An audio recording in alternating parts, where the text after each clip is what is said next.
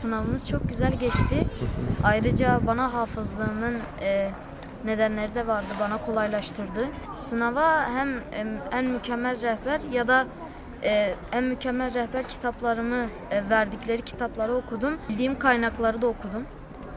Kaç defa bitirdim? 4 defa bitirdim kitabı. İnşallah bilgisayar ya da umre. Peygamber Efendimiz'i çok seviyorum.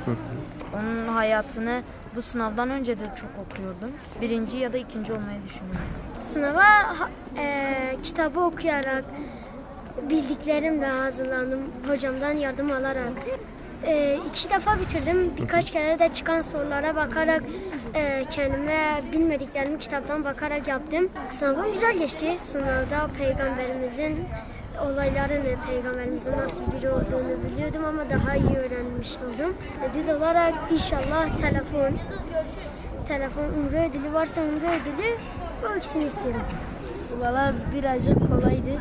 Sınava siyer kitabı alarak hazırlandık. 2 defa bitirdik.